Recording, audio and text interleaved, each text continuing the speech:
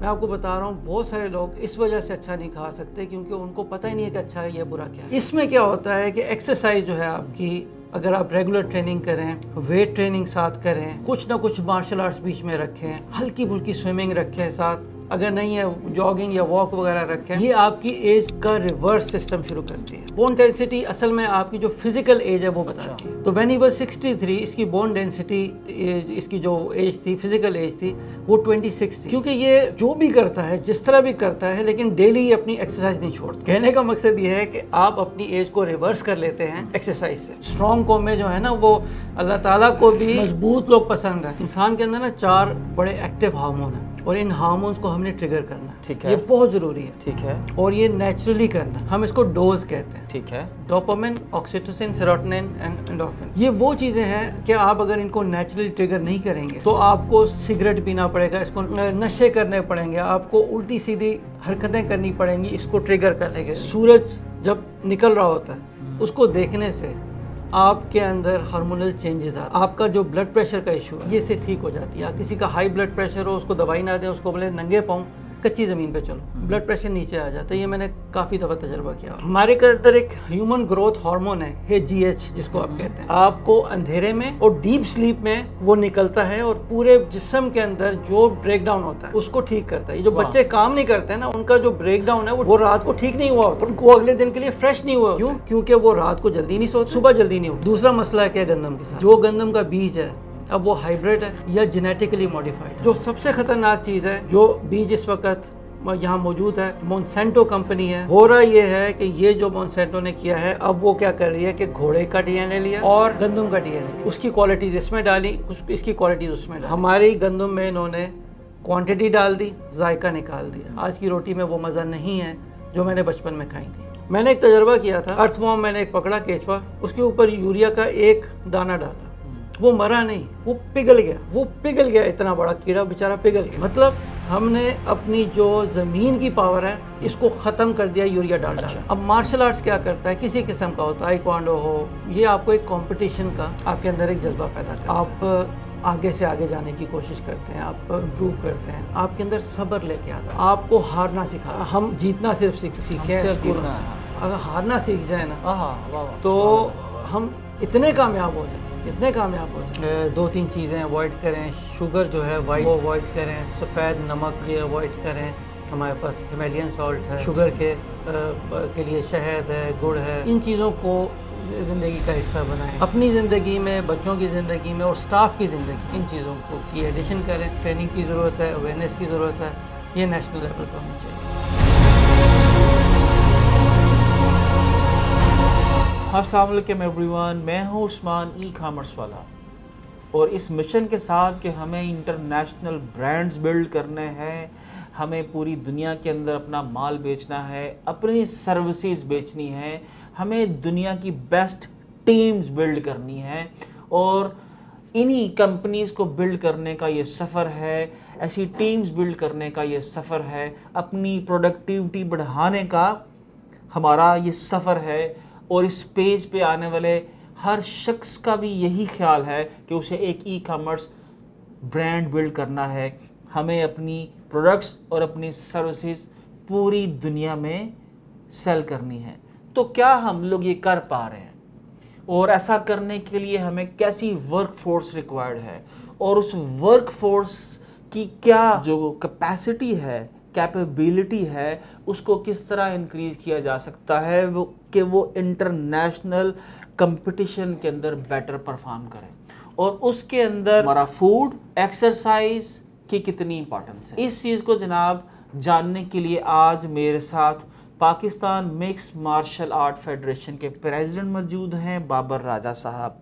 मैं आज इनसे जानूंगा, चाहूँगा कि यार ठीक है, हमें एक मिशन मिल गया, हमें एक विज़न मिल गया कि हमने अपने ब्रांड्स बिल्ड करने हैं, हमें बहैसियत पाकिस्तानी, हमें बहैसियत मुसलमान अपनी पहचान दुनिया में पैदा करनी है। तो क्या वजह है कि हमारे यहाँ का रहने वाला, एक पाकिस्तान के रहने वाले, ओलंपिक्स के अंदर हम कोई गोल्ड मेडल नहीं ले पाते, हमारी हेल्थ जो है वो कंप्रोमाइज्ड है, हमारे हॉस्पिटल्स जो हैं हर दूसरे दिन नया हॉस्पिटल बनाने के बावजूद हॉस्पिटल्स के अंदर बेड्स अवेलेबल नहीं हैं। पूरी कौम जो है एक डिप्रेशन का शिकार है, ऑफिस के अंदर प्रोडक्टिविटी नहीं है। तो मैं ये जानना चाहूँगा बाबर साहब कि अगर मुझको अपने इंटरनेशनल ब्रांड्स बिल्ड करने हैं और इंटरनेशनल कंपटीशन में जाना है तो ये एग्जैक्टली ऐसा ही है जैसे आपने ओलंपिक्स विन करना है। तो क्या हम लोग जिस तरह की हमारी यूथ की हेल्थ है, क्या हम जा सकते हैं? शुक्रिया उस्मान भाई, आपने आज दावत दी, बात करने का एक मौका दिया। असल में ये जो आप बात कर रहे हैं ये इससे 10 साल पहले कुछ होना चाहिए था। मैं मिसाल देता हूँ इज़राइल की। वहाँ जब बच्चा पैदा नहीं होता, जब माँ के पेट में होता है तो उसकी फ़िज़िकल एक्सरसाइजेज शुरू हो जाती हैं। जब वो माँ के पेट में होता है तो उसकी माँ की खुराक चेंज हो जाती है। उसको मेंटली स्ट्रॉन्ग किया जाता है, उसको फिज़िकली स्ट्रॉन्ग किया जाता है। जब वो बच्चा पैदा हो जाता है तो माँ और बाप आपस में 2 + 2 4 बातें कर रहे होते हैं। 3 ज़रब 2 क्या होता है, वो बाप कहता है 6। वो बच्चा इस चीज़ की ट्रेनिंग ले रहा होता है। उसके बाद उस दिन से लेके बड़ा होने तक उसकी डाइट कंट्रोल रखते हैं। पूरे दुनिया में ये जितना फास्ट फूड है इसके ज़्यादातर ओनर्स यूज़ हैं। कभी आप इज़राइल में जाके देखें, हमने एक स्टडी कराई थी, हमारा एक बंदा उधर गया था और हमने देखा था कि क्यों ये दुनिया को लीड कर रहे हैं। 80-90 लाख लोग हैं टोटल। हमने देखा जब वो बच्चा पैदा होता है और जो बड़ा होता है उसकी खुराक का और उसकी एक्सरसाइज का एक्सट्रीमली हाई मेजर्स पे ख्याल रखा जाता है। कोई एक बंदा भी मैकडोनल्ड्स नहीं खाता, वहाँ पे KFC नहीं खाता। मैं ये नाम ओपनली ले रहा हूँ ताकि लोगों को पता चले ये प्रिजर्व्ड फूड है और कितना गंदा है, जबकि वो ओन करते हैं ये सारी चेन्स को। सॉफ्ट ड्रिंक्स, आप हैरान होंगे कि इज़राइल की गलियों में कोक और स्प्राइट पीने वाला बंदा आपको नहीं मिलेगा। ना लोग पीते हैं, ना बच्चे पीते हैं। मेरे लिए ये बिल्कुल न्यू इन्फॉर्मेशन। ना बच्चे पीते हैं, ठीक है। तो जो मार्क जुकरबर्ग या इस टाइप के जो लोग वो पैदा कर रहा है, तो वो कैसे पैदा कर रहा है? उनका दिमाग इस लेवल पे लेके आते हैं वो कि वो उसके साथ अगर हमारा बच्चा बैठ जाए, अगर 12 साल की एजुकेशन वाला, मैच ही नहीं कर सकता। अगर हम उसके साथ कंपटीशन में चले जाएं तो हमारी ट्रेनिंग शुरू से वो है ही नहीं। हमें फिज़िकल फिटनेस का उस वक्त ख्याल आता है जब हमें शुगर होती है या ब्लड प्रेशर होता है। हम उस वक्त सोचते हैं कि यार अब हमें कुछ कर लेना चाहिए। जब डॉक्टर आपको बोल देता है कि जी बस आपके दिन गिने जा चुके हैं। उनकी गेम्स क्या है? क्रिकेट तो यकीन ही नहीं खेलते होंगे। आप यकीन करें कि उनकी गेम्स देख के हम परेशान हो जाते हैं। सबसे पहले वो आपको तीरंदाजी सिखाते हैं, आर्चरी। ये उनके बच्चों से लेके बड़े बच्चों की, जब वो छोटे होते हैं तब से वो आर्चरी सीखते हैं। नंबर 2 स्विमिंग, ये उनका कंपलसरी है। हर बच्चा जो है वो स्विमर है। हर जू आप कहीं देखेंगे जिसका एजुकेशन लेवल से ताल्लुक़ रहा है इज़राइल का, वो टॉप का स्विमर होगा। वाह, आज आप टॉप एथलीट्स देखते हैं वो भी कहीं ना कहीं वहाँ से स्विमिंग के वहाँ से निकलते हैं। 3rd हॉर्स राइडिंग, हर बंदा वहाँ हॉर्स राइडर है, ठीक है। और ये हमारी रवायात हैं, हमारी ये चीज़ें हैं। 4था हो गया रेसलिंग। ये चारों चीज़ें नबी अकरम सल्लल्लाहु अलैहि वसल्लम ने अपने सहाबा को सिखा के और जो टॉप इकोनॉमिकल सिस्टम बना के लोगों को दिखाया था इस ट्रेनिंग के साथ। वाह, ठीक है। जब हमारे साथ मसला क्या है? हमारे साथ सबसे बड़ा मसला ये है कि हम बच्चों के साथ प्यार में इतना ज़्यादा प्यार कर जाते हैं। ऑलराइट जनाब, तो मैं बाबर राजा साहब की बात को सेकंड करना चाहूँगा। आप ये कंपैरिजन देख लीजिए कि एक कंट्री जो है जिसकी टोटल पॉपुलेशन 8 मिलियन है, 7 से 8 मिलियन है, और दूसरे साइड के ऊपर एक कंट्री है जिसकी पॉपुलेशन 220 मिलियन है। जी यकीनन पाकिस्तान की बात हो रही है। और उसके बाद एक दूसरा मुल्क जिसकी पॉपुलेशन भी मेरे ख्याल से 150-200 मिलियन के करीब है, मलेशिया। तो ओलंपिक्स के अंदर अगर हम लोग अपनी रिप्रेजेंटेशन देखें तो पाकिस्तान ने आज तक टोटल 10 गोल्ड मेडल लिए हैं और हमारी पॉपुलेशन कितनी है 220 मिलियन। 220 मिलियन और हमारे से कितने टाइम्स रशिया इसकी इजराइल की पॉपुलेशन कम है, या आप खुद हिसाब लगा लीजिए। हमने 10 गोल्ड मेडल लिए हैं और उन्होंने 13 गोल्ड मेडल लिए हैं। और उसके मुकाबले में जो मलेशिया है वहाँ से भी सिर्फ हमने 13 एज ए मुस्लिम हम लोगों ने गोल्ड मेडल लिए हैं। तो ये थी जनाब हमारी परफॉर्मेंस।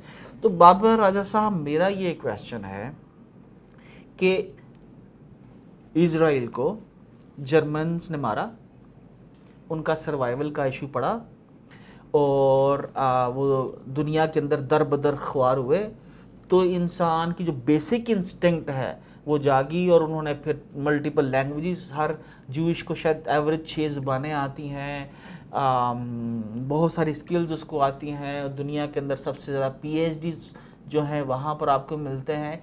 तो क्या हमें दुआ करनी चाहिए कि कोई दुश्मन हमें ऐसे फैंटी लगाए बहैसियत मुसलमान तो हम जागेंगे, बहैसियत पाकिस्तानी हम जागेंगे, या कोई हमें अल्टरनेटिव पैटर्न या प्लान हम बिल्ड कर सकते हैं?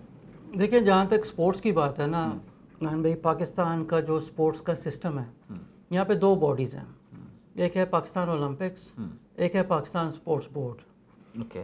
अच्छा, मैं अनफॉर्चुनेट है ये काफ़ी यहाँ के जो पॉलिटिकल सा हालात हैं और जो बाकी मामलात हैं, ये दोनों आपस में कभी एक टेबल पे नहीं बैठे हैं। दोनों एक दूसरे से लड़ते ही रहते हैं। ठीक है। कुछ स्पोर्ट्स हैं जो ओलंपिक्स से एफिलिएटेड हैं, कुछ पाकिस्तान स्पोर्ट्स बोर्ड से हैं और कुछ जो हैं वो दोनों से हैं। कहने का मकसद ये है कि जब स्पोर्ट्स पे काम हो रहा था तो यहाँ काफ़ी ऐसे लोग हैं जिन्होंने ये चीज़ों का ख्याल रखा। स्पोर्ट्स की हद तक हमारे पास बहुत टैलेंट है, बहुत ज़्यादा टैलेंट है। हमारे पास वसाइल की कमी है, हमारे पास पॉलिटिक्स बहुत ज़्यादा है। अगर इन खिलाड़ियों को सही मौके दिए जाते, इनकी खुराक पे भी काम हुआ हुआ है, इनकी जो इनकी एक्सरसाइज पे भी काम हुआ हुआ है, इनकी ट्रेनिंग पे भी काम हुआ हुआ है और टैलेंट बेशुमार है। मैं क्रिकेट की बात नहीं करता। क्रिकेट का जो क्रिकेट तो गेम ही नहीं है ना, चल रहा है, क्रिकेट तो गेम ही नहीं है, आप उसको हम किसी सूरत गेम कंसिडर नहीं कर सकते। मैं बात करता हूँ जो चीज़ें हमारी सेहत के लिए एक्सट्रीमली ज़रूरी हैं, हमारे माइंड के लिए एक्सट्रीमली ज़रूरी हैं, हमारी जो ओवरऑल ज़िंदगी के अंदर हम जब कोई काम करते हैं उस पर उनका इफ़ेक्ट बहुत ज़्यादा होता है। उसमें जो मुझे जिस पे मैं काम कर रहा हूँ, एक नेज़ाबाजी है। पाकिस्तान की जो नेज़ाबाजी है, ये वही नेज़ाबाजी है जो हज़ारों साल से टेंट पैगिंग जंगों में इस्तेमाल हो रही है, जो जंगों में ये खेली जा रही है, इसी के ज़रिए जंगें जीती जाती थी। और जो घोड़े पे अच्छा था वो ज़िंदगी में भी अच्छा था। एक इसके बारे में एक हदीस है, उसका मफ़हूम है ये कि लोगों ने पूछा कि नबी अकरम सल्लल्लाहु अलैहि वसल्लम, इंसान की कौन सी पोजीशन ऐसी है जो अल्लाह ताला को पसंद है? तो अल्लाह ताला ने कहा तैरते हुए घोड़े की। वाह, तैरते हुए घोड़े पे जो बंदा बैठा होता है वो मुझे अच्छा लगता है। अच्छा, इसमें घोड़ों में ये होता है कि अल्लाह ताला को जो सबसे बेहतरीन पोजीशन है इंसान की जो पसंद है वो तैरते हुए घोड़े पे इसका जिक्र आया। तैरते हुए घोड़े का मतलब ये है कि घोड़ा जब गैलप में होता है उस पर जो इंसान बैठा होता है वो पोजीशन सबसे अच्छी लगती है। तो इस वजह से एक ये रीज़न है हमारी जो हमारी तालीमात है इसको लेके यूरोप में, इज़राइल में, अमेरिका में हमारी चीज़ों को, आपको मैं बताऊं, डेनमार्क ने अभी कुरान पाक डेनिश में ट्रांसलेट करके उनके निसाब का हिस्सा बनाया। वाह, ठीक है। डेनमार्क में जो कानून है, ठीक है, कानून जो है उसका नाम उमर्स लॉ है। हज़रत उमर का लॉ उन्होंने अपने अंदर अडॉप्ट किया हुआ है। तो हम ये चीज़ें भूल गए हैं। हमारी जो परवरिश है उसके अंदर हमारी हिस्ट्री का बताना बहुत ज़रूरी है। हम देखिए, हम लोग अपने मालकों को फॉलो करते हुए हम क्रिकेट खेलते हैं, जो हमारे आका थे, फिर हम लोग बर्गर भी खाते हैं, जीन्स भी पहनते हैं, टाई भी लगाते हैं। बाबर साहब और क्या चाह रहे हैं, हम क्या करें आप?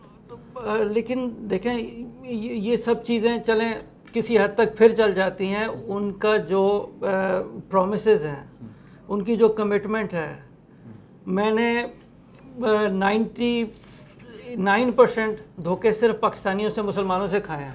चले मैं वापस आता हूँ, स्टार्ट कहाँ से करें? मतलब मुझे आप ये बताइए कि देखिए मेरे लिए चैलेंज ये है, जिसके लिए ये पॉडकास्ट भी की जा रही है, कि मेरे लिए चैलेंज ये है कि मेरा जब स्टाफ आता है यहाँ पे, मेरा स्टाफ आता है तो वो दोपहर तक वैसे ही फ्रेश अप नहीं होता, वो दोपहर तक फ्रेश अप नहीं होता और उसके बाद 4 बजे वो थक जाता है। और अगर उनके ऊपर थोड़ा सा एक्सट्रीम प्रेशर डाल दिया जाए वर्कलोड का, तो वो क्लैप्स कर जाते हैं, वो बीमार हो जाते हैं। तो मुझे बताइए, इस सिचुएशन के अंदर कंपनीज कैसे तरक्की करेंगी, कंपनीज कैसे परफॉर्म करेंगी? अब इसमें ना कंपनीज के लिए बहुत सख्त ज़रूरी है कि देखें, ये एक तो डाइट और एक एक्सरसाइज। ये पहले मुझे आप डाइट के बारे में बताइए। आप डाइट देखिए, हमने पिज़्ज़ा खाना है, पकोड़े खाने हैं, कोल्ड ड्रिंक्स पीनी है, इस यानी ये अरफा क्रीम सॉफ्टवेयर टेक्नोलॉजी पार्क, यहाँ पर 7000 बंदा रोज़ आता है जी, 7000 बंदा रोज़ आता है। और अगर मैं यहाँ पर आप अनफॉर्चुनेटली हाइजीन खाना खाना चाहूँ, सादी खुराक खाना चाहूँ, या कुछ ऐसी खुराक खाना चाहूँ जिसके बाद मुझे लगे कि मैंने अपने घर से कुछ खाया है, तो ये यहाँ पर पॉसिबल नहीं है। और क्या ये आपको ऐसा फूड बाहर सड़कों में, गलियों में, रेस्टोरेंट्स में मिलता है? तो कैसे हम रहेंगे? देखिए, अरफा करीम टावर एक पाकिस्तान की जो टेक्नोलॉजी का हब है, और मैं यहाँ देखता हूँ कि जो टेक्नोलॉजी की कॉन्फ्रेंसेस हो रही हैं, मैं देखता हूँ फ्रीलांसर्स की कॉन्फ्रेंसेस हो रही हैं, पाकिस्तान में टेक की क्या क्या चीज़ें हो रही हैं, जो करता धरता है इसके, जो बड़े हैं, उसमें आप भी शामिल हैं, उसमें बड़े नाम और भी हैं। आप लोग एटलीस्ट इन लोगों की ट्रेनिंग में हफ्ते में एक दिन एक अवेयरनेस सेशन डालें। मैं आपको बता रहा हूँ, बहुत सारे लोग इस वजह से अच्छा नहीं खा सकते क्योंकि उनको पता ही नहीं है कि अच्छा है या बुरा क्या है। अच्छा, हमारा जो पाकिस्तान के अंदर, चूँकि हमारी ग्रोथ अब शहरों में हो रही है, अब हमारे अंदर एक और जो इंफीरियरिटी कॉम्प्लेक्स है कि हमने लस्सियाँ नहीं पीनी, तो हमने उसकी जगह कोक को पकड़ लिया और हम इसमें मॉडर्न हो गए। स्टाइल से बर्गर खाना, स्टाइल से हमने मैकडॉनल्ड्स पकड़ना है, और जो देसी गंदम और देसी बीज से जो तैयार की हुई गंदम की रोटी है, और वो और सरसों का साग है, और वो मक्खन है, उससे हमारे बच्चे, और ये फैक्ट है, अब उनको वो चीज़ें पसंद नहीं आ रही, इसलिए कि हमने as parents, as teachers, as bosses उसकी अवेयरनेस क्रिएट नहीं की, और वो आहिस्ता आहिस्ता अब हमारा कल्चर से दूर होता जा रहा है। और अवेयरनेस बहुत ज़रूरी है। जिस तरह अगर हफ्ते में ये लोग 6 दिन काम करते हैं, तो 6 दिन एटलीस्ट उसमें से हर रोज़ नहीं तो हर दूसरे या तीसरे दिन उनको न्यूट्रिशन के बारे में भी बताया जाए, और कोई एक हेल्थ जो इंस्ट्रक्टर है या हेल्थ फिटनेस वाले हैं, वो उनको इस बारे में भी बताएं कि जो इनका पोस्चर है, जिस तरीके से ये बैठ के काम कर रहे हैं, जो इनका स्क्रीन टाइम सबसे ज़्यादा है। मैं आपको बता रहा हूँ कि स्क्रीन टाइम बेसिकली आंखों को इफ़ेक्ट करता है, अल्टीमेटली दिमाग पे जाता है। तो हमारे पास बहुत सारी ऐसी खुराकें हैं जो आप लें तो आप के अंदर डिफेंस इतना स्ट्रांग हो जाता है, और वो सारी ग्रीन है। अच्छा, कुछ भी ग्रीन खाएं और वो एक्स्ट्रा कर लें। जो आईटी के लोग हैं, इनकी खुराक में ग्रीन बहुत ज़्यादा होना चाहिए। उसके बाद हर दिल अजीज़ जो एक पौधा जिसको हम हर जगह कहते हैं, वो है मोरिंगा। वो हाई, उसकी डेली की डोज एटलीस्ट 2 टेबलस्पून इन बच्चों के हाथ को ज़रूर लेनी चाहिए। ठीक है। उससे ये होता है कि बहुत सारा जो टॉक्सिक है दूसरी चीज़ों से आता है, वो भी ये क्लियर होता है, और साथ साथ जो अपना हेल्थ है उनकी और परफॉर्मेंस है वो तेज़ होती है। एक्सरसाइज क्यों ज़रूरी है?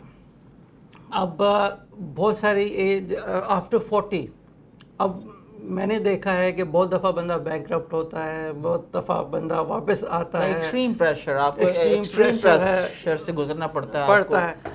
अब बहुत दफ़ा उसमें ये होता है कि यार अब तो मेरी एज निकल गई, अब मैं क्या करूं। और गिर के उठना ही तो इकबाल के शाहीनों का काम है कि आपने गिरे और उठ जाए तो फिर पता चले कि झपटना, पलटना, पलट कर झपटना। हाँ जी, वाह वाह। इसमें क्या होता है कि एक्सरसाइज जो है आपकी, अगर आप रेगुलर ट्रेनिंग करें, वेट ट्रेनिंग साथ करें, कुछ ना कुछ मार्शल आर्ट्स बीच में रखें, हल्की फुल्की स्विमिंग रखें साथ, अगर नहीं है जॉगिंग या वॉक वगैरह रखें, ये आपकी एज का रिवर्स सिस्टम शुरू करती है।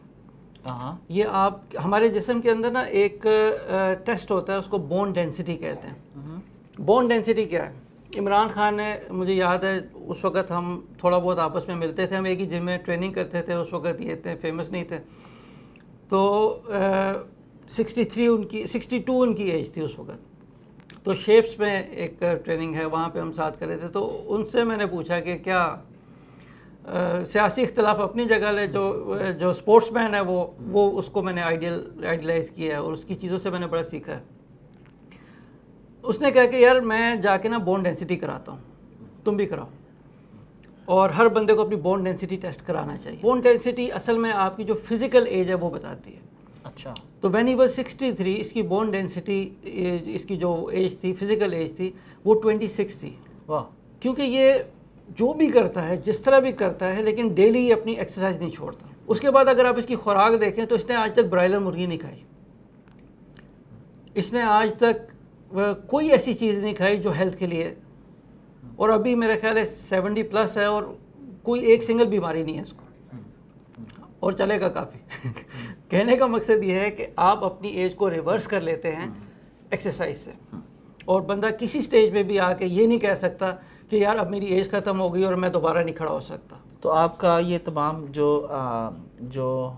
हमारे पाकिस्तान में पीटीआई के सपोर्टर्स हैं, उनको ये पैगाम है कि अगर वो इमरान खान साहब को ट्रूली लीडर जो है उन्हें मानते हैं, तो मेरे ख्याल से सब लोगों को फेसबुक के ऊपर और यूट्यूब के ऊपर पीटीआई की मार्केटिंग करने के साथ साथ 1 घंटा जो है अपने लिए भी निकालना चाहिए, अपने ट्रूली अपने लीडर को फॉलो करते हुए। देखिए, मैं इस चीज़ में अब मैंने जो कुछ लेक्चर सुने हैं इमरान खान के, मैंने कभी भी उसको फिज़िकल अपनी फ़िटनेस या लोगों की फ़िटनेस पे काम करते हुए नहीं सुना। स्पोर्ट्स में चूँकि मैं काम कर रहा हूँ और 8-10 स्पोर्ट्स में काम कर रहा हूँ, मैंने उसके टेन्योर पे स्पोर्ट्स पे काम होता नहीं देखा। आप तो ये चीज़ें बहुत ज़रूरी है। अगर उसने एक कौम बनानी है और अगर एक कौम बनाने के पीछे चला है, तो कौम में, स्ट्रॉन्ग कौम में जो है ना, वो अल्लाह ताला को भी मजबूत लोग पसंद हैं। अल्लाह ताला को, नबी करीम सल्लल्लाहु अलैहि वसल्लम के सामने एक दफ़ा एक बंदा गुजरा और उसका पेट बहुत बड़ा था, तो उन्होंने कहा कि ये, इससे मुझे उलझन होती है, मतलब कल को आपको कोई भी सूरत में आपको कहीं भी निकलना पड़ सकता है, आपको हर वक्त तैयार होना चाहिए। उन्होंने उनको घोड़ों को तैयार रखने का कहा और अपनी सवारी अच्छी रखी और अपना ट्रेनिंग अच्छी रखी। जब हम लोग फूड जो है, जब आप फूड अच्छे की आप बात करते हो, तो उस अच्छे से आपकी क्या मुराद है, और क्या वो कोई एक्सपेंसिव फूड है? हम लोग ऑफिस की एक रूटीन है। मैंने यहाँ पर अपने ऑफिस के अंदर एक सर्वे किया, तो उस सर्वे के अंदर मेरी जो टीम है वो प्रॉपर परफॉर्म नहीं कर पा रही थी। तो जब मैंने सर्वे किया तो 90% लोग नाश्ता करके नहीं आते थे। तो मुझे आप ये बताइए कि ऑफिस जाने वाले लोग क्या ऐसी रूटीन अख्तियार करें कि जिससे वो ऑफिस में जाके ज़्यादा प्रोडक्टिव हो जाए, उनका बॉस भी खुश हो, वो भी खुश हो, हेल्दी रहें और ज़िंदगी में कामयाब हो, कामयाब। देखिए, इसमें ना सबसे पहला तो ये है कि हम मुसलमान हैं, यहाँ पे पाकिस्तानियों की बात हो रही है, और हर सेक्ट में फजर की नमाज फ़र्ज़ है। ठीक हो गया, कोई ऑप्शन ही नहीं है कि ठीक हो कोई इसका इनकार कर ले। ठीक हो गया। जो बंदा अर्ली राइजर है, ठीक है, हमारी रूटीन, फिर मैं जा रहा हूँ यहूदियों की तरफ, आप बोलेंगे बार बार उनको प्रमोट कर रहे हैं, मैं उनको प्रमोट नहीं कर रहा हूँ, मैं मिसालें दे रहा हूँ कि ये जो हमारी आते हैं वो ले गए हैं। आप निकाल के मैं ना सिर्फ यहूदियों की बात करूंगा जनाब, मैंने सिंगापुर के अंदर, चाइना के अंदर, दुबई के अंदर, मैंने जहां पर चाइनीज़ को भी देखा, मैंने चाइनीज़ का दिन सुबह 4 बजे चढ़ते देखा। सिंपल। मतलब हम पाकिस्तानी में, दुबई में, चाइना में हम लोग 2 बजे सोने की कोशिश कर रहे होते थे, और आप 4 बजे जब खिड़की खोल के बाहर रोड पे देखते थे तो ना उन्होंने फजर की नमाज पढ़नी है, ना उन्होंने सुबह सुबह अपने गार्ड को याद करना है, लेकिन सारी कौम यूं लगता था कि सड़क पे आ चुकी है। इंसान के अंदर ना 4 बड़े एक्टिव हार्मोन हैं, ठीक है, और इन हार्मोन्स को हमने ट्रिगर करना है। ठीक है, ये बहुत ज़रूरी है, ठीक है, और ये नेचुरली करना है। ओके। उसमें डोपामिन, डोपामिन, ठीक है, oxytocin, oxytocin, serotonin, serotonin, endorphins. Endorphin, हम इसको डोज कहते हैं। ठीक है। Dopamine, oxytocin, serotonin and endorphins, ये वो चीज़ें हैं कि आप अगर इनको नेचुरली ट्रिगर नहीं करेंगे तो आपको सिगरेट पीना पड़ेगा इसको करने के लिए, आपको नशे करने पड़ेंगे, आपको उल्टी सीधी हरकतें करनी पड़ेंगी इसको ट्रिगर करने के लिए। ठीक है। सुबह जब रात से दिन होता है ना, तो उस वक़्त जितने प्लांट्स होते हैं वो कार्बन डाइऑक्साइड बंद करके ऑक्सीजन देना शुरू करते हैं। सुबह के वक्त 10 मिनट सूरज जब निकल रहा होता है उसको देखने से आपके अंदर हार्मोनल चेंजेस आते हैं। बड़े बूढ़े हमें कहते थे कि यार पैदल चला करो ज़मीन पे, सुबह के वक्त वॉक किया करो। आपका जो ब्लड प्रेशर का इशू है, आपके जिस्म के अंदर जो ब्रेक डाउन है, ये से ठीक हो जाती है। आप किसी का हाई ब्लड प्रेशर हो, उसको दवाई ना दें, उसको बोले नंगे पाँव कच्ची ज़मीन पे चलो, ब्लड प्रेशर नीचे आ जाता है। ये मैंने काफ़ी दफ़ा तजर्बा किया हुआ। इस सर्कल को क्या कहते हैं, हमने अल्लाह ताला ने ना हमें सूरज और रात और दिन के साथ जोड़ा हुआ है, इसको सर्केडियन क्लॉक कहते हैं। ठीक है। सर्केडियन क्लॉक क्या है? सुबह सूरज उठा और हम रोशनी में हम भी उठ गए, हम भी उठे, ठीक है। रात को हम सूरज गुरूब हुआ, हमने इशा पढ़ी और सो गए, ठीक है। होता क्या है, हमारे के अंदर एक ह्यूमन ग्रोथ हार्मोन है GH जिसको आप कहते हैं, जिसके अंदर कमी होती है तो डॉक्टर क्या करता है कि उसको रात को 2 बजे या डीप स्लीप में उसका ब्लड का टेस्ट निकाला जाता है। अच्छा। अगर आप अपना GH चेक कराएंगे ना तो वो दिन में आपका खून नहीं लेगा, वो आपका डीप स्लीप में आपका वो ब्लड लेगा। क्यों? वो इसलिए लेगा कि आपको अंधेरे में और डीप स्लीप में वो निकलता है और पूरे जिस्म के अंदर जो ब्रेक डाउन होता है उसको ठीक करता है। ये जो बच्चे काम नहीं करते हैं ना, उनका जो ब्रेक डाउन है वो रात को ठीक नहीं हुआ होता, उनको अगले दिन के लिए फ्रेश नहीं हुए होते। क्यों? क्योंकि वो रात को जल्दी नहीं सोते, सुबह जल्दी नहीं उठते, और डीप स्लीप 2 घंटे की स्लीप जब आप कर लें फिर ये निकलता है और 1-2 घंटे के अंदर पूरे बॉडी में जितनी ब्रेक डाउन हुई होती है पिछले 24 घंटे में उसको ठीक कर देता है। ये अल्लाह का निज़ाम है। हमारी आदतें हमें ठीक करनी है सोने जागने की, हमें एक्सरसाइज किसी सूरत में अपने ज़िंदगी का हिस्सा बनाना है। हम सुबह नाश्ता ज़रूर करना है। नाश्ता जो एक मिसाल आम है कि बादशाहों वाला करना है। जो आपने दोपहर का खाना है वो थोड़ा नॉर्मल खाना है, और रात को अगर ना भी खाएं कोई मसला नहीं। रात को सोने से कम 3 घंटे पहले आपने खाना ख़त्म कर देना है, फिनिश, ठीक हो गया। फिर गलतियां हम क्या करते हैं आजकल के ज़माने में और पहले ज़माने में, खुराक चेंज हो चुकी है। अब हमारे पास जो रोटी है, ठीक है, सुबह का नाश्ता स्लाइस होता है या आम जो नाश्ता है या अच्छा, मैं यहाँ पर आपसे, मुझे अगर आप इस पर करेक्ट करते चलिए, मैंने ये सुना है, मुझे इसका सोर्स एग्जैक्टली मालूम नहीं है, कि ये जो ब्रेड है ये तो कैदियों के खाना के लिए ये डेवलप की गई थी, ऐसा कुछ? मुझे इसके बारे में इतनी नॉलेज तो नहीं है। हाँ। लेकिन जब मैंने इसको डिटेल में देखा है तो मैं तो कैदियों को भी ना दूँ, ओए मैं तो गरीबों को ना दूं, कैदियों को, वो मजबूर हैं आपके उस पर, आप तो उनको, तो होता क्या था पहले इसी खुराक को देसी कहा जाता था। ठीक है, हम आज के ज़माने में इसको ऑर्गेनिक कह रहे हैं। ठीक है, जो ब्रेड है, अब ब्रेड बनती है गंदम से। ठीक है, गंदम नहीं खाई जाती थी पहले, जौ खाई जाती थी। ठीक है, गंदम बाद में इंट्रोड्यूस हुई और उसके बाद जो फैल गई। और दूसरा मसला है क्या गंदम के साथ, जो गंदम का बीज है अब वो हाइब्रिड है या जेनेटिकली मॉडिफाइड है। हाइब्रिड का थोड़ा सा आपको मैं इनको बता देता हूँ क्या है। हाइब्रिड क्या होता है, जब आपने गंदम अमेरिका में जो पैदा होती है, जो चाइना में पैदा होती है, उसके DNA को मिक्स किया और एक नई प्रोडक्ट निकाल ली। अब उसका साइज़ भी बड़ा हो गया और वो 40 मन के बजाय 50 मन देने लग गई। ठीक है, इसको हाइब्रिड कहते हैं। जो सबसे ख़तरनाक चीज़ है, जो बीज इस वक्त यहाँ मौजूद है, मोनसेंटो कंपनी है जो ये लेके आई है और जो दुनिया भर में इसको फैला रही है, वो है जेनेटिकली मॉडिफाइड। जी, मोंसेंटो पे यूरोप पे पाबंदी लग चुकी है, लेकिन हम लोगों ने हाँ। पाकिस्तान में उन्हें खुली छूट दे रखी है कि वो यहाँ पर ऑपरेट और करें। मोंसेंटो के नाम पे स्टोर्स बने हुए हैं और बड़ा उसको फ़ख्र से किया मोंसेंटो का काम। हो रहा ये है कि ये जो मोंसेंटो ने किया है, अब वो क्या कर रही है कि घोड़े का डीएनए लिया और गंदम का डीएनए लिया, उसकी क्वालिटीज़ इसमें डाली, इसकी क्वालिटीज़ उसमें डाली। वाह। डीएनए हमें अल्लाह ताला ने जो डीएनए का जो एक साइकिल बनाया हुआ है ना, या जो स्ट्रक्चर बनाया है, वो कंप्लीट है। डीएनए में से कुछ निकालेंगे तब उसमें कुछ डालना पड़ेगा, वो इटसेल्फ एक कंप्लीट स्ट्रक्चर है। ठीक है। हमारी गंदम में इन्होंने क्वांटिटी डाल दी, जायका निकाल दिया। आज की रोटी में वो मज़ा नहीं है जो मैंने बचपन में खाई थी। हमारी रोटी में इन्होंने न्यूट्रिशन निकाल के क्वांटिटी बढ़ा दी। ठीक है, 40 मन के बजाय अब 60 से 70 मन आता है। ठीक है, अच्छा, जब हाइब्रिड बीज लगा तो इसकी बेस ही ख़राब हो गई, जो जिससे आगे ब्रेड बनती है। उसके बाद जो अगला प्रोसेस है वो इसको उगाने का है। अल्लाह ताला ने ये जो अर्थ वॉर्म्स हैं, केचुए रखे हुए हैं, उसका एक साइकिल बनाया है। उसका लाइफ साइकिल ये है कि उसने 8 मीटर ज़मीन के नीचे जाना है और सिर्फ 8 मीटर ऊपर आना है। इसी दौरान वो मरते भी हैं, इसी दौरान वो रिप्रोड्यूस भी करते हैं, इसी दौरान वो उनका लाइफ साइकिल ये है। 8 महीने तक 8 मीटर तक ज़मीन की गोडी हो रही होती है। वाह। जो माइक्रो ऑर्गेनिज्म है जिन्होंने फसल को बड़ा करना है, उसके लिए सांस और खुराक का इंतज़ाम हो रहा होता है। वाह। ठीक है, ये अल्लाह ताला का निज़ाम है।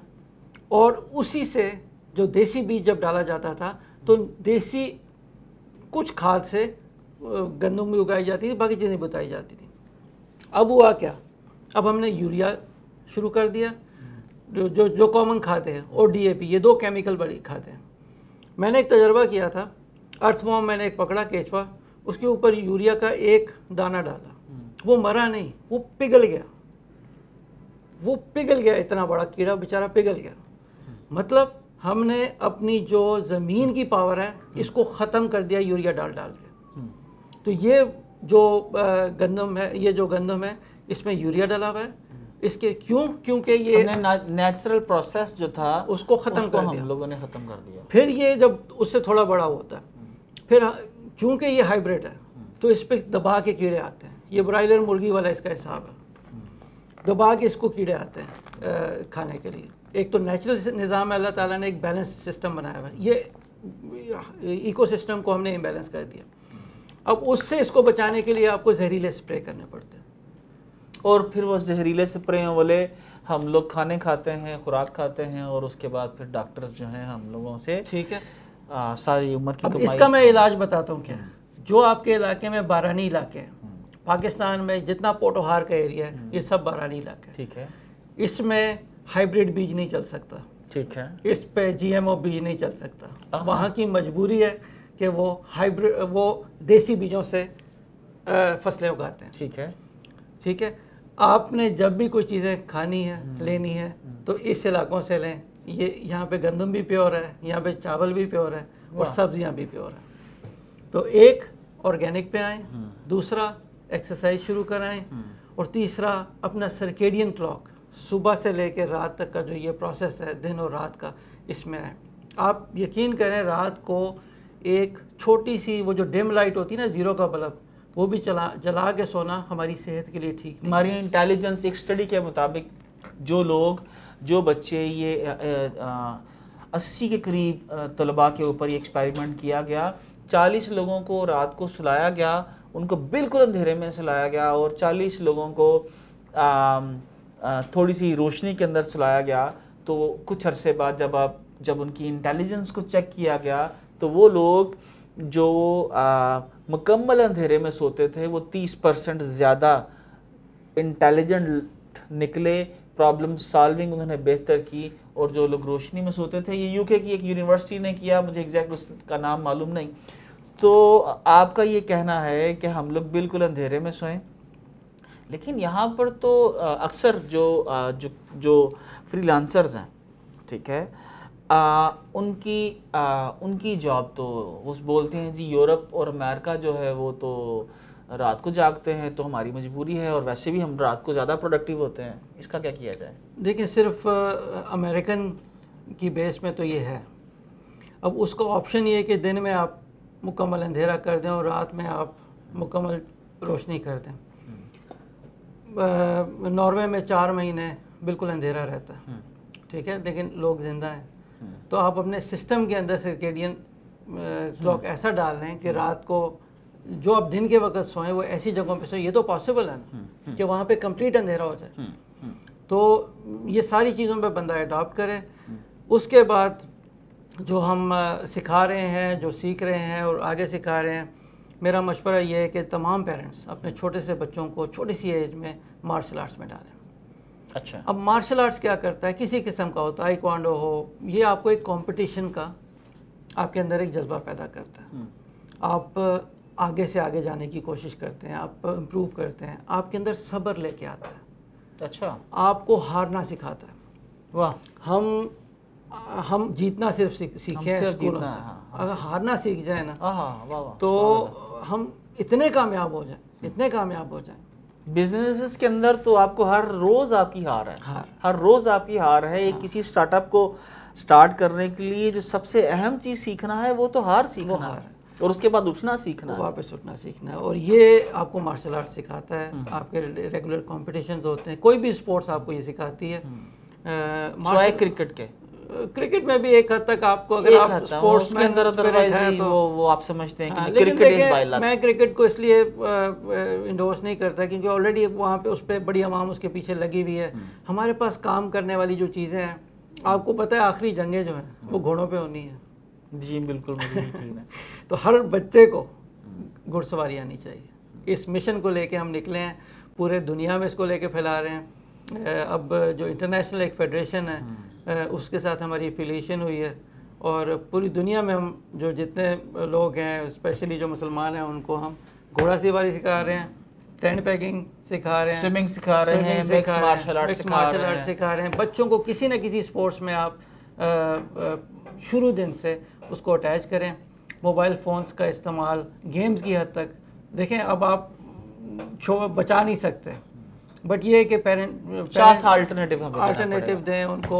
ऑल राइट बाबर साहब। तो जनाब ये थे Babar Raja Sahab, Pakistan mix martial art federation के प्रेसिडेंट, और इन्होंने हमें बताया कि किस तरह से हम लोग बेहतर प्रोडक्टिव हो सकते हैं।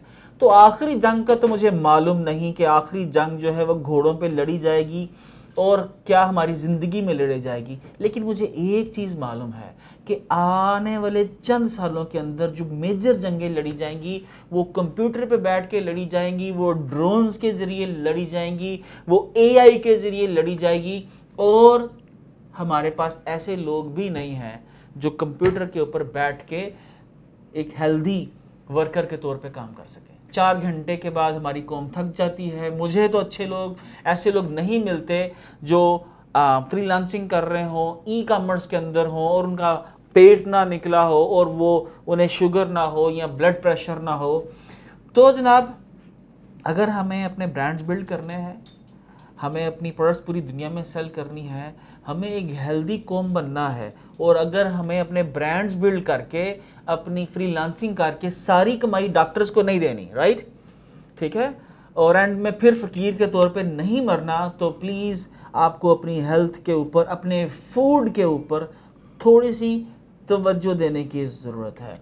मैं भी थोड़ी सी तवज्जो दे रहा हूँ, मैं भी कोशिश कर रहा हूँ मेरी हेल्थ बेहतर हो, कि जब मेरा पेट है थोड़ा सा ये मज़ीद कम हो, ये मज़ीद बेहतर हो। आप भी कोशिश कीजिएगा, और ऐसे तमाम जो एंटरप्रेन्योर्स हैं उनसे मेरी गुजारिश है कि आप अपने स्टाफ को, आप अपने एम्प्लॉयज़ को, आप अपने पार्टनर्स को साथ लेके चलें। जिस तरह हम लोग अपनी कंपनीज़ के अंदर ट्रेनिंग्स करवाते हैं, सॉफ्टवेयर की ट्रेनिंग करवाते हैं, मैनेजमेंट की ट्रेनिंग करवाते हैं, HR की ट्रेनिंग करवाते हैं, फ्रीलांसिंग की ट्रेनिंग करवाते हैं, इसी तरह अच्छे फूड की ट्रेनिंग करवाइए, उन्हें एक्सरसाइज की इम्पोर्टेंस बताइए, और बाबर राजा साहब ने जो बताया स्लीप साइकिल बेहतर बनाने की तरबियत करनी है हम सब लोगों को। तो जनाब, इसी पैगाम के साथ कामयाब अक़वाम, कामयाब कबीले, कामयाब लोग जो हैं फितरत के मुताबिक चलते हैं, और हमें अपने आप को फितरत के मुताबिक चलना है, फितरत के मुखालिफ नहीं चलना। अल्लाह की बनाई हुई चीज़ों को खाना है और जो इंसान ने मॉडिफाइड करके चीज़ें बनाई हैं उनको हमें अवॉइड करना है, अगर हमें अपनी सारी उम्र की कमाई जो है वो हॉस्पिटल्स, डॉक्टर्स या फार्मास्यूटिकल माफिया को नहीं देनी जनाब। तो इसी पैगाम के साथ बाबर साहब मैं चाहूँगा अगर आपने कोई आखिर पैगाम देना हो तो आप दे सकते हैं जी। बस मेरा पैगाम यही है कि 2-3 चीज़ें अवॉइड करें। शुगर जो है वाइट वो अवॉइड करें, सफ़ेद नमक ये अवॉइड करें। हमारे पास हिमालयन सॉल्ट है, शुगर के लिए शहद है, गुड़ है, इन चीज़ों को ज़िंदगी का हिस्सा बनाएं। दही जो है जो ख़ुद जमाते हैं उसके अंदर प्रोबायोटिक्स हैं, कंपनियों के दहियों में ये नहीं है। उनमें जायका तो मिल जाएगा, आपको इम्यूनिटी नहीं मिलेगी। अपनी ज़िंदगी में, बच्चों की ज़िंदगी में और स्टाफ की ज़िंदगी में इन चीज़ों को की एडिशन करें। और आप वाली बात, ट्रेनिंग की ज़रूरत है, अवेयरनेस की ज़रूरत है, ये नेशनल लेवल पे होनी चाहिए। थैंक यू बाबर साहब।